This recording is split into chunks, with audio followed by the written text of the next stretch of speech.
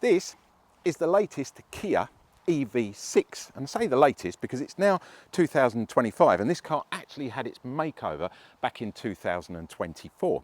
It was originally launched in 2021, which isn't that long ago, and it was launched as a subcompact SUV crossover. But I've got to say, to me it's more like a stretched out estate car with an SUV back to it, so it's quite a strange looking car. Nonetheless, a very good looking car. In actual fact, in 2022 this car won European Car of the Year. It was voted as European Car of the Year, so a lot of people like the look and the feel of this car. This latest version, this 2024 makeover, gets some really nice new headlights. It also gets new running lights and a new fascia. You get a number of different rim choices, which has changed as well, a new steering wheel and loads of new techie bits and pieces, including, wait for it, fingerprint technology. Rather cool, isn't it?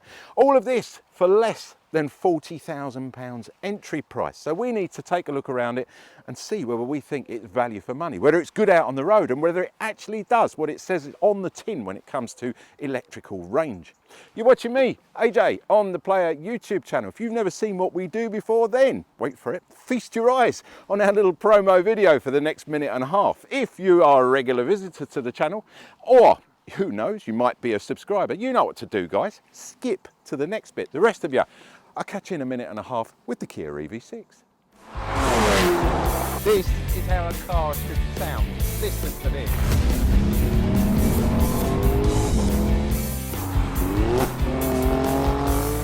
I didn't really push it either. I was just having a bit of fun. Oh, really?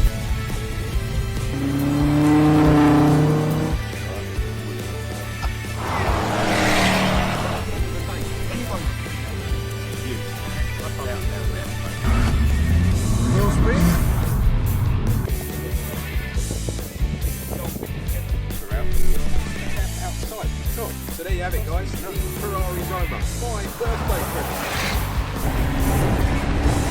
Here we go. We're going to meet the crew and hopefully get the paint. Nice, a real one. I think it makes a good word. Alright, we'll go with Nice to it. start. Nice to see you. Show us your big chopper, your helicopter.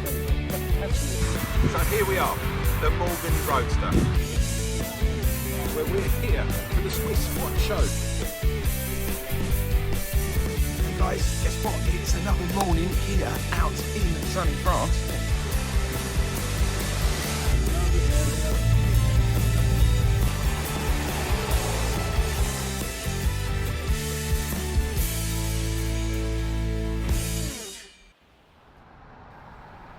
When it comes to battery and motor configurations, the Kia EV6 has a choice of 4 different setups. The entry-level car gets a 125 kilowatt motor. That's around 167 brake horsepower in old money. It's rear-wheel drive only, and it's mated up to a 63 kilowatt battery. It'll do 0 to 62 in about 8.75 seconds, and it gets a range of 265 miles.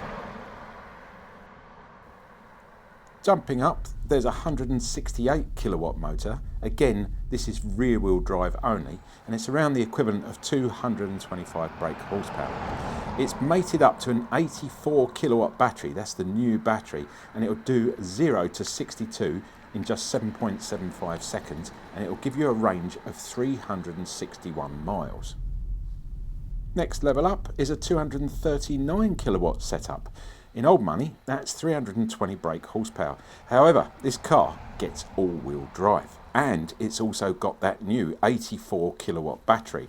So it'll give you a 0 to 62 time in just 5.3 seconds and a range of 339 miles. Finally, and by no means least, the EV6 GT cars come with a 478 kilowatt dual motor setup. That's the equivalent of 641 brake horsepower in combustion engine terms. It's an all-wheel drive car, and it gets that fabulous new 84 kilowatt battery, so it'll do a 0 to 62 in, wait for it, just 3.5 seconds, and it'll still give you a range of up to 279 miles.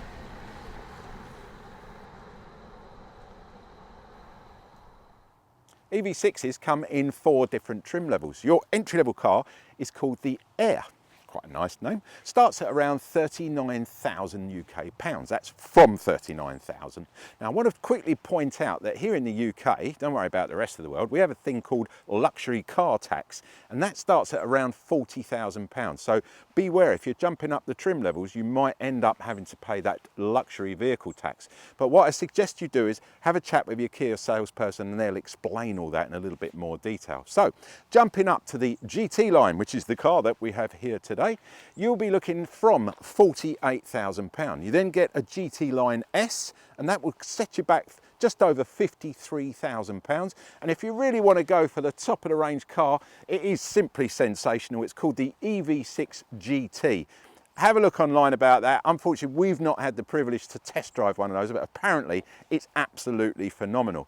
But there again, these cars are pretty phenomenal too, and they're all pretty much the same. So that's the GT, very top of the range, just shy of £60,000, £59,800.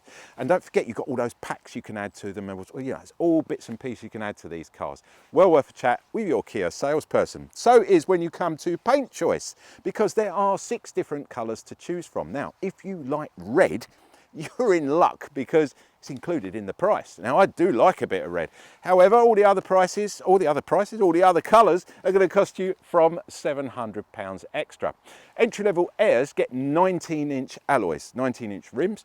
Top of the range cars get 20s, so you're pretty much covered.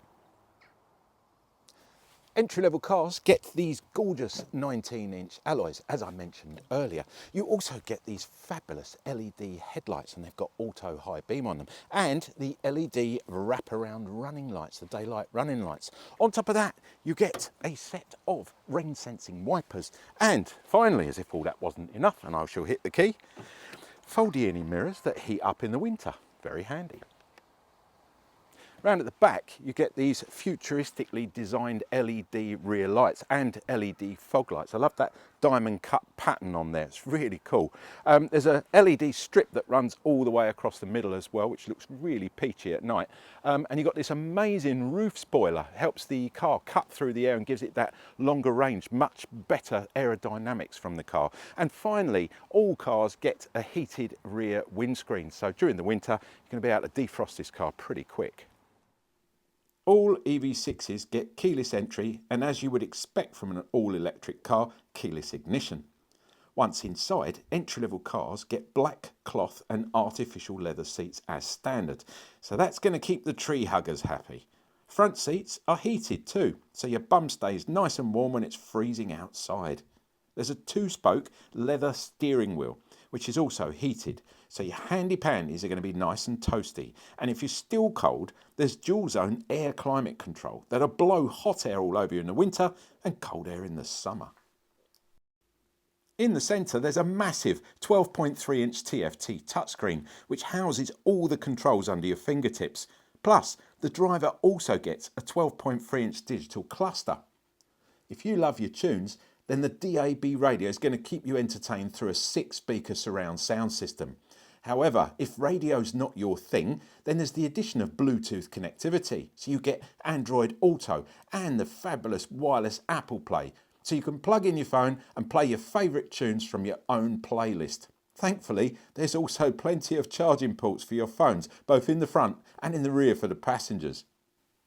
Drivers get the use of lane keepy, lane follow, a smart cruise control with intelligent speed assist and a speed limiter, all as standard.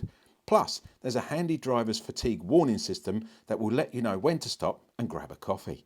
Finally, there's hill start assist that will take over the handbrake on steep inclines and a tyre pressure monitor to let you know if one of your tyres needs some extra air. Safety features are plentiful, even on the entry-level car, but you kind of expect that from Kia, as they're very generous when it comes to their tech. Techie bits include parking sensors, front and rear, plus a high-resolution reverse camera system. There's forward collision warning and rear cross-traffic alert, so when it comes to parking and manoeuvrability, the EV6 has you covered. check out in the boot for the EV6, see how practical it is and how big it is. On your entry-level car, you don't get a motorised assisted tail lift, so you've got to do it yourself. Little button in the middle there, but very easy. Look at that. Gas struts, simply superb on this car. They'll do all the work for you. Obligatory parcel shelf. Now, normally I hate these things. This particular one, I actually really like it. It's a parcel blind. It goes back very easily like that. You can pop it up out the way. 490 litres of boot space. It's not the biggest, but it's got a lovely size to it, a lovely shape to it, which makes putting suitcases and bits and odd shaped items very easy. And this actual tail lift here makes it even easier to get bits in and out. The only thing that I'm not happy about is the load height. I say not happy, it's just when you get a bit older, lifting stuff up from there that's quite heavy and having to get it over and in, it's going to be very difficult. So it's quite high is what I'm trying to say. It's way up on my thigh there. Another thing, I'm going to give you AJ's tip of the week here. Get yourself some plastic, sticky back plastic, stick it on the back here, on this fascia bit here. It will stop it scratching, it will protect it, and when it starts to look tatty, just rip it off and put a new piece on. It costs a couple of quid, but when you come to sell the car or hand it back to the lease company, this is still going to look as good as the day that you bought it or took delivery of it. Now, I said something about the parcel shelf. You've got to see this, it's absolute genius. This is what I like about Kia cars. I always moan that you can't, you've got to be able to take these around with you, these parcel shelves. So I'm going to pop this one, it's very easy, it's sprung loaded like that. Doesn't weigh a lot, it's very easy to maneuver as well. If you lift up this panel here and pop it over, there's a little hidden floor under here. In actual fact, there's another hidden floor down there, and this carries one of my other biggest bugbears. Sorry about the noise, it's on a Velcroed system. Tyre mobility kit. Throw these stupid things away. If you stick that gunk in your tyre, you're going to ruin the tyre. It doesn't work. Trust me, get rid of them, get yourself a set of run flats because you can't put a spare wheel on this car. But that's down there in another little pouch underneath. But let's get back to the parcel bit. Pop your little section out here on the left-hand side, put it out of the way there. Now you have to turn this around. You have to put right inside there to get it in. Load it down and then gently push on the spring and look at that. How beautiful is that? Pop your little bit back on there. There you go. Lift that over. Smooth as anything. Now you've got no parcel shelf. So if you're driving along and someone's got a couple of dogs and you're offering them a lift, I'm not suggesting you do that, but if you happen to know them, and you've got nowhere to put that parcel shelf, how simple and easy is that? Genius, I love it. You've got a 60-40 split on the seat back here. Now, to get them down, you've got a handle over here. You pull that to the left and you've got another handle over here. That goes virtually flat down there, absolutely massive now. You're easy going to get a bike in there with the front wheel still attached. You just fold it back on itself, slide it in there. It's huge, it's practical, and there's everything in there that you're going to need. The only thing I was looking for, there it is the 12-volt adapter. I knew it was in there somewhere. I saw it earlier, I thought it was that side or that side. But there you go. EV6, as usual, even from the original onset, is still nailing it when it comes to practicality and space. Let's go and have a look what it's like for the passengers. Let's see what it's like in the back for the passengers. But before I jump in, check out this door. Look at the opening here and the rake on the door. And it's just so easy to put a kiddie seat in. Look, just turn it simply in there. You can see how big this opening is. Isofix points either side. Brilliant. They're not those plastic pull down ones, you know, the ones that pop out and you'd end up losing, end up having to buy a whole new set, and it's just stupid. These clearly mark where they are. You can feel them in there, simple to locate as well, very, very easy. I'm going to jump in, nice and easy. Look at that, just climb. Look at the space in this car. Now, another thing that this car benefits from, the rear seats, watch this, look, they've actually got, you can go up and down. So if you want to sit up a little bit like that, it's absolutely fine. They've got a little handle down here, put it back, look at that. You could actually, I could fall asleep here. It's just so nice, really super comfortable. I love the finish on this car as well. This, I will point out, is the GT line, so it gets slightly better interior. On your entry-level car, you get fabric and faux leather, so it's a kind of cross between the two. But either way, you'll find it's very, very family friendly. So you've got the wipe clean surface in the back here, very simple. You get sticky sweets on it, or you know, Coca-Colas or whatever, pops or whatever you want to call it. They're going to easily be wiped off and cleared. Loads of leg room here. Nice, the centre section here, you get this armrest that pops down. It's got a nice cup holder. It's not one of the best I've seen. I'm a bit of a connoisseur when it comes to cup holders, because this one, if you've got a cup in there of boiling hot coffee and your driver has to brake very quickly and that's sitting in there, there's nothing to stop this from flying forward. There is a bit of a rake on it, but I do think of things like this, because if you're sat there driving along and suddenly the brakes go on and that coffee's in there, it's going to go whoosh, fly straight forward. Now, we did a car the other day, which will remain nameless, had a little sort of flap here to stop that happening, whereas Kia haven't bothered with it. So, yeah, a little bit more attention to detail on the cup holders, but I am rather nitpicking, aren't I? One thing I love in this car, the USBs for the rear for charging your bits and pieces, they're in the seats. How nice is that? So you only need a nice little normal standard short lightning cable to get to your phone to plug it in. It's lovely. No arguing with the kids either. Anyone in the back here, they've got their own individual one. Not in the way in the middle either, so you're not going to get them all tangled up. It's just genius putting them in the seats there. But inside, you do have the world's smallest ski hatch. Oh, sorry, we're in the UK. The world's smallest DIY hatch. I was about to say B&Q hatch there, but that's a brand. We're not allowed to mention a brand. Let's pull it down. It's almost like you want to put your hand in. It's like someone's in there. Ooh. But you will get your wood through here. Not many sticks, but you will get your nice, 2 metre long wood. So when you pop down to the DIY store on a Saturday morning, I'm sorry for all you French people watching, this is kind of what goes on here in the UK. People use the ski hatch to transport long items. Whereas I know in France you use it for when you go skiing, you put your skis through there. You're not really going to get your skis through there. I'm going to be honest with you. It's not really, it's more geared up for lengths of wood, believe it or not. Let's pop that back. It's there nevertheless, so we can't really call it a DIY or a ski hatch. We'll just leave it as it is. It's a hatch.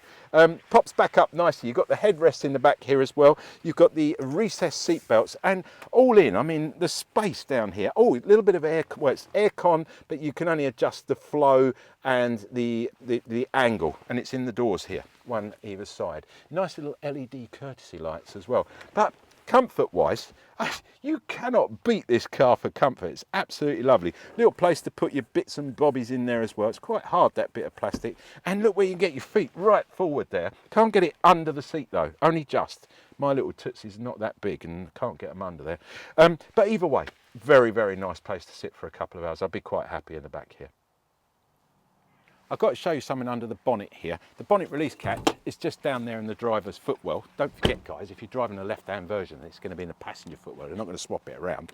But simple to open. There's a little catch in the middle by the Kia badge. Wait for it. I know you're not expecting a motor or anything under here, but what you do get is called a frunk, or sometimes people call it a fruit, because this is a front trunk or front boot, fruit, frunk, whatever you like to say, whatever you call it.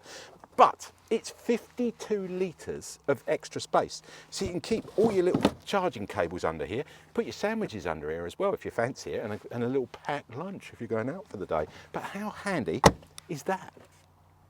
Let's check out about charging this car, because it's quite easy. Round here at the back, you'll notice this panel here on the right-hand side of the car, on the driver's side. However, obviously, if you're driving one of these in another country and they're left-hand drive, it's going to be on the passenger side. I thought I'd mention that because they're not going to swap it around. Well, in actual fact, Kia might do that. I never thought of that. I wonder if they do. If you've got a left-hand drive version of this car, let me know if that charging thing is at the back on the right-hand side or whether it's on the left-hand side. I'd like to know. Anyway, push the little button there like that and it pops open. That's quite sexy, isn't it?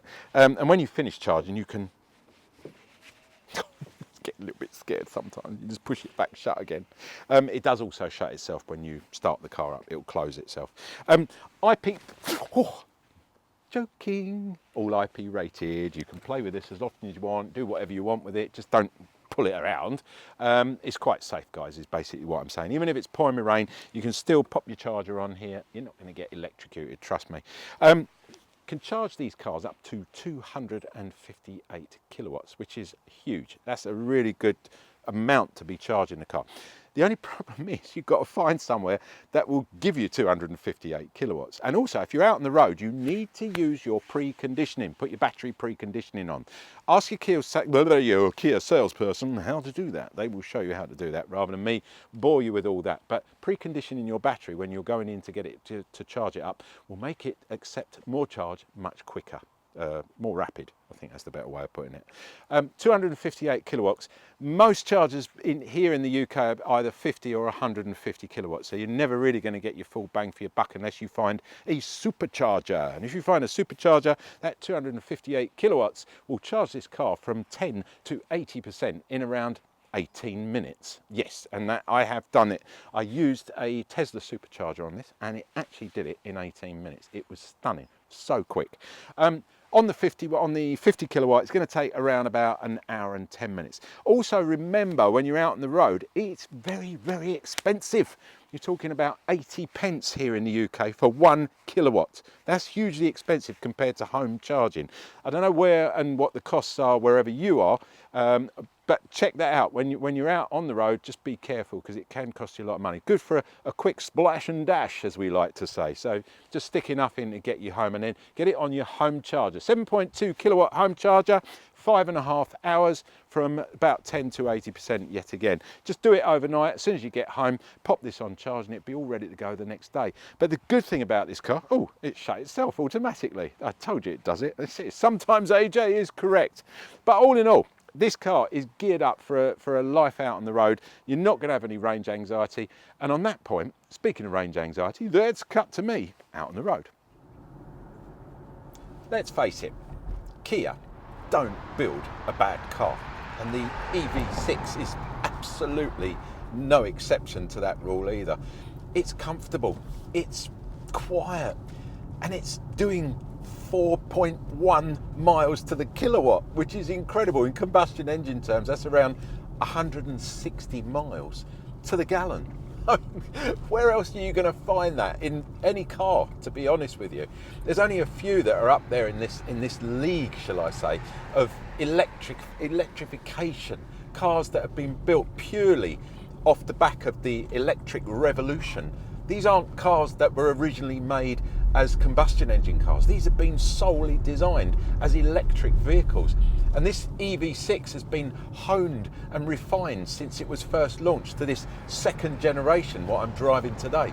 The all-round peripheral vision, perfect. The seating position, perfect. The lovely big mirrors, perfect. Need I say more? The seat is so comfortable.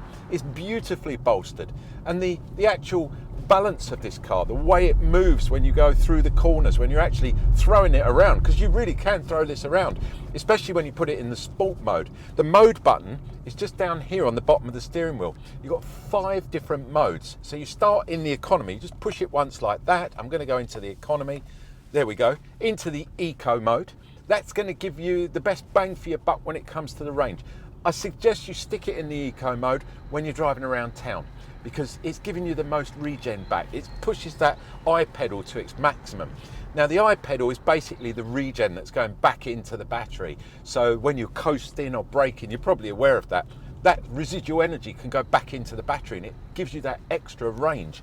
And putting it in the eco mode will really, really help that as well. You can actually change the regen using the paddles here. Obviously you realise they're not for changing gear because there are no gears on an electric car. But if you click 2 or 3 times to the left, you can get the maximum regen. And then when you get out on the open road, you don't want that regen hindering you. So you can click a couple of times like that and release the regen immediately, and that allows the car to coast, so you're not burning up that battery. I keep it mainly in the normal mode, which is the next mode down. Normal mode will get you pretty much covered on, you know, all your different road and driving conditions, and just using that regen every now and then, where you can increase it when you get caught up in traffic or you're going through a slow patch of traffic, and then you go into the sport mode. Now that's where this car really starts to come into its own. It's a fantastic car to throw around, believe it or not. It's really well balanced. The brakes on this car are superb, so don't worry about giving it a little bit of gas. Well, if there was gas, and you can actually look. If I put my foot down, look. It really does go, and it's quite exhilarating, you know. And then the next mode down, I'll push it down one more. You can go into an individual mode. It's called My Drive. You can actually set the car up how you like it, like the weight of the steering, the reaction from the actual battery itself. Whether you can set all that up yourself. And then finally, to give you that extra grip during the winter or when it's really rainy or slippery, there's a snow mode, which is what I've gone into now, and that will give you maximum grip. I'm going to keep it in the eco mode while we are doing this small review, so it will keep it running nicely. Another little thing, a cheeky little thing, which I noticed the other day. If you look down at the pedals, on the brake one, it says there's a little minus sign, and on the accelerator pedal, there's a little plus sign. It's so cute. I love that. It's a little design thing that someone has thrown in there.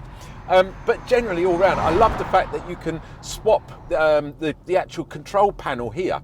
It's dual usage. So when you want the heating, you push the little heating button, and now you've got it as a heating panel. You can change the heating on it. And then when you actually want it to get into your system, you can go into the system by pushing it again.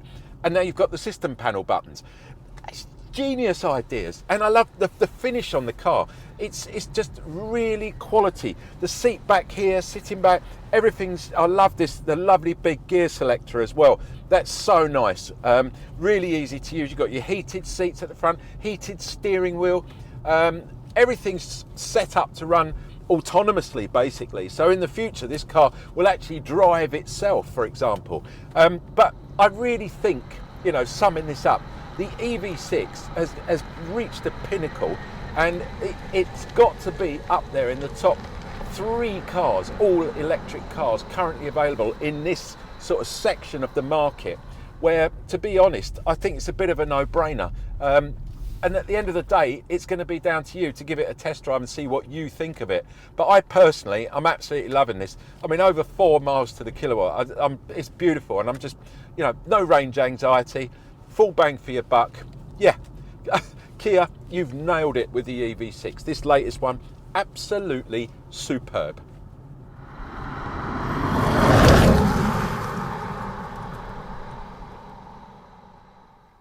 So there you have it, guys. The Kia EV6, the 2025 version of the Kia EV6. What did I think of it? Do you know what? I think this is absolutely fantastic, and I think you should head down to your Kia showroom, get yourself in one of these, get out on the road and see for yourself just how good the EV6 is. It's an award-winning car. It ticks all my boxes. It's got the range, it's got the power, it's got the practicality, and above all, it's so super comfortable to drive as well. And on a daily basis, it's one of the most versatile electric vehicles I have tested in the last 5 years. So yeah, definitely get out and give one a go. When it comes to warranty, you've got that Kia 7-year, 100,000 mile warranty, whichever comes first. Simply amazing. You've got an 8-year or 100,000 mile battery warranty. Don't forget, the battery on this car is probably the most single important thing, and that's covered for 8 years or 100,000 miles. Again, you get a 100,000 mile paint warranty or 5 years as well. 100,000 mile paint warranty, so this beautiful paint is going to be fully covered. And you also get a 12-year anti-perforation warranty and unlimited mileage on that as well. Not even a mileage on it. It shows how good Kia make these cars, because they know there can't be anything wrong underneath. You're not going to get any rusty bits or bits and pieces that are going to start falling off. And that's hence why that comprehensive warranty is so good. And finally, when you drive one of these off the forecourt, you're fully covered with Kia's roadside assistance. All in all, it's a no-brainer. Get down, give one a go, chat about the different, you remember I mentioned that luxury vehicle tax at the very beginning. Check that out as well. Check out about all the extra packs and bits and pieces that you can get with your EV6. Guys, thanks for watching. You've been watching me, AJ, on the Player YouTube channel. Don't forget, like, subscribe and comments. Comments are important. They're very important because they get a conversation going. So if you bought one of these cars, maybe you had one of the original cars and you're thinking of upgrading, let us know what you think of that original car way back in 2021, all those many years ago, not so long ago, funny enough.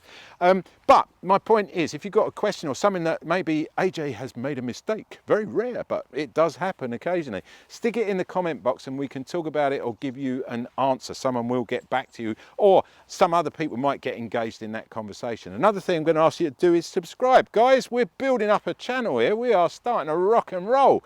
Well over 30,000 subscribers now, and I'm very proud of that.